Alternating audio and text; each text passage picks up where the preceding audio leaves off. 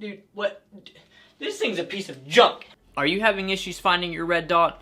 You go to draw and you have a good sight picture, but the only thing you realize you don't have is your dot in the frame? I know this can be very, very frustrating, but don't worry, because in this video, I'm going to walk you through on how you can identify why you're not finding the dot and help you to resolve it to go from this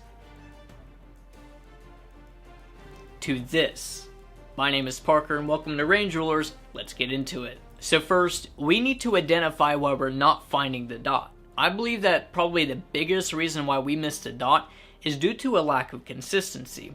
And that is going to be our key word for this video, and also a word that I'm going to want you to remember while you're dry firing at home. The reason consistency plays a huge part is because in order to find that red dot every time, every principle to shooting needs to be consistent. So now I'm going to walk you through some of those key principles, that way we're all on the same page. So the first thing we're going to talk about is grip. So when I go to grip my 9, I want to make sure that my hand sits all the way up on the back strap of the gun to where it forms a little bit of a crease. And you're going to want to grip it with medium, I want to marry your daughter's strength. And then you'll bring your support hand up and marry it with your dominant hand, interlocking your fingers. Your support hand is where you're going to be gripping tight. But like I've mentioned before, don't grip too tight to where the gun starts shaking. So once you grip your gun and you find your dot, once you see the gun start shaking, back it off a little bit until it stops shaking, and that's your sweet spot. Now when it comes to your thumbs, do whatever with them, it doesn't really matter. What I do with my support thumb is I hold down on the frame of the gun while my dominant thumb just kind of floats there. Now you do want to pay attention to the grip of your support hand, that you don't hold pressure on your slide release. If you do that, then your slide won't lock back on the last round. Remember also to lock your wrists and not your elbows. So that's your grip.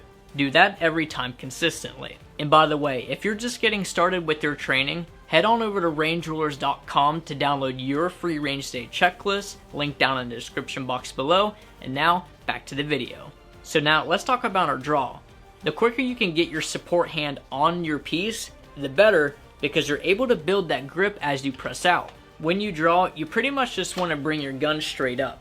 Don't pay attention to this bring your gun up, then out, because it just creates too much unnecessary movement. And this is where we need to pay a lot of attention to, because as we draw and press out, all the time what happens is you see that we tend to bury our heads in trying to find that dot.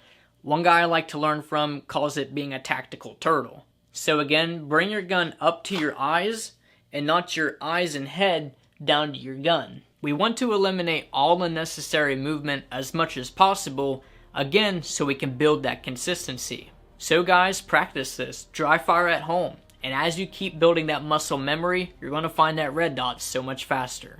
Again, get your free range day checklist at rangerulers.com, link in the description below, and if you want to learn your next 3 dry fire drills, click this video here.